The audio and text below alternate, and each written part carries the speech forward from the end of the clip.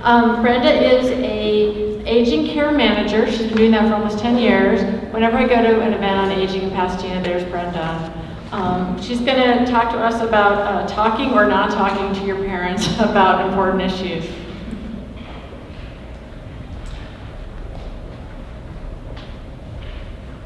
This has to come down by about 20 feet.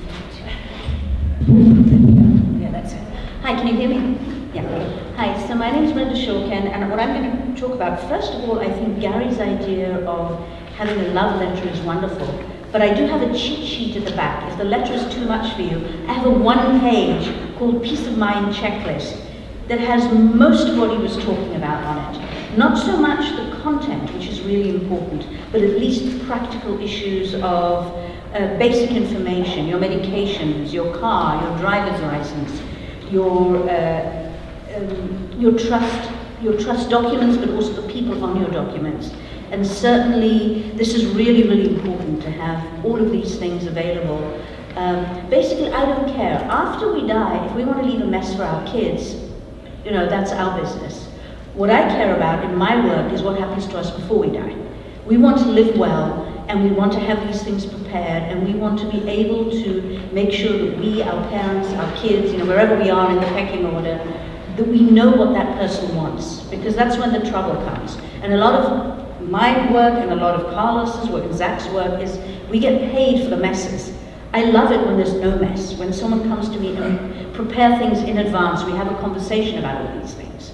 What do I want? How do I want it? Who am I going to talk to? So I have, one of my handouts is the Peace of Mind Checklist. The other is this conversation. So I call it Speak Now or You May Never Rest in Peace. Because really, there is going to be a time where we're going to need a group of individuals to support us. An older person needs a village. And whether it's our spouse, our children, our neighbor, the clergy, our professionals, the wealth manager, the attorney, the CPA, the list is endless, but it's really important for us to put together a team of people that we trust and to have these people at least minimally communicate with each other. If we've said one thing to our attorney, another thing to the daughter, a third thing to the son, and a fourth thing to Gary, then everybody's going to be tearing their hair out because nobody's going to know what we want and how we want it to be carried out.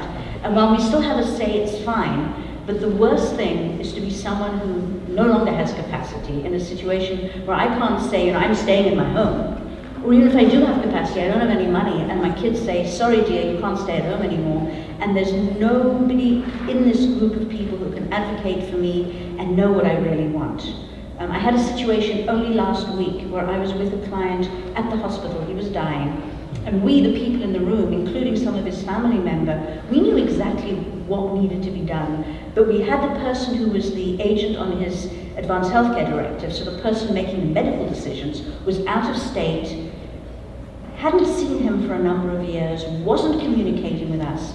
And we had a very difficult time there for a few hours before things were resolved. In the end, I mean, he died a lovely, peaceful death, so things were okay. But there were a few hours of unnecessary upset, where I think the family members here, who were here, may never speak to this other family member again. And this was just because of lack of communication. Everybody was trying their best. Nobody was evil.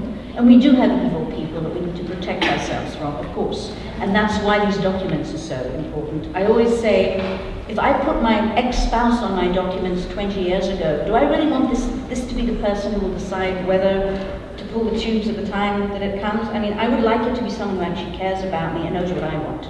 And maybe I'm someone who would want every single medical intervention under the sun just to keep me breathing. And maybe I'm the sort of person who says, thank you very much, like my mother who said, I never want to go to the hospital again, don't care.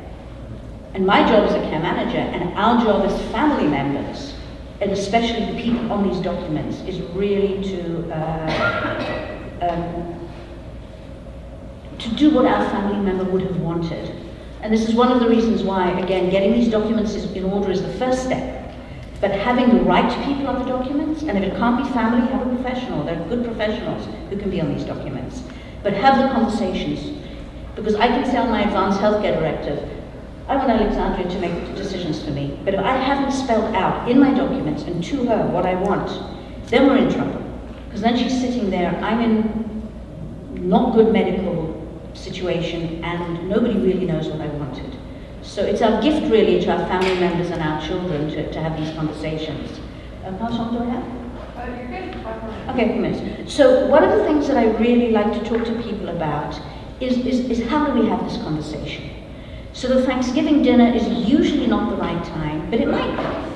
I mean, each family is different. And a Thanksgiving dinner with politics and fighting and the grandkids misbehaving, maybe. But maybe it's a time where finally everyone is sitting together and can have some conversations. I think, first of all, before we speak to our family members, we need to try and have a sense of what we want. How do I see my future? This is really difficult. Because for me, for all of us, old is 20 years older than I am.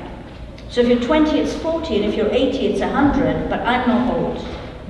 And so how do I try and put myself in my shoes in 20, 30, 40 years' time? Oh, next week, God forbid, if I have a serious illness.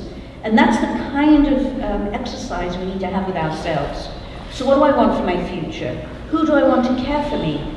What's my financial plan? What do I want my life to be like, and where do I want to be? And also, the most important is who do I want making decisions? Because I might not know exactly what I want at that point, but if I have somebody who I trust to make the decisions for me, most likely they will make good decisions. And very important to choose the right time. You can try and have this conversation. If people don't want to listen, you try again next week. If you try again and again and it just doesn't work out, you can use different ways of doing this, but if it really gets stuck, you can use one of your many supporters. It could be a care manager, it could be the attorney, it could be the CPA, it could be clergy, it could be an aunt, it could be a friend, it doesn't matter. Use somebody who you feel could be sort of a go-between with your parents or your children. Because it's interesting, a lot of adult children say, oh, my parents don't want to talk about that stuff. But then I have the parents saying, every time I say to my daughter, we really need to talk about what happens if I get sick. Oh, no, Mom, you'll never get sick. So there's a lot of denial on both sides, which is normal for all of us. I mean, my documents aren't in good enough order, so I mean, none of us is good enough at this. But we really, I think, need to try and think about what we want and what our loved ones want, because that is so important. And again, first of all, the legal documents. We are in California. California is super strict.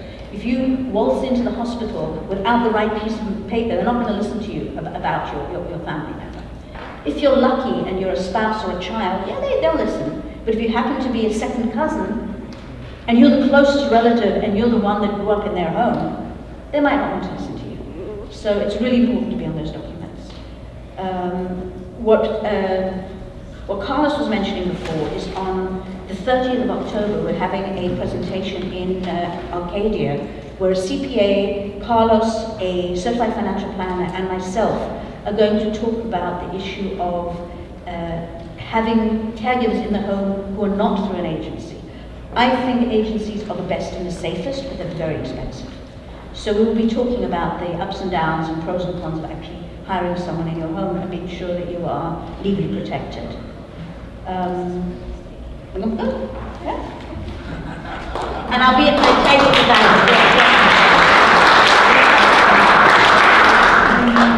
Thank you. Brenda is terrific at sorting out all kinds of challenging situations, I know, from talking with her. So Maxine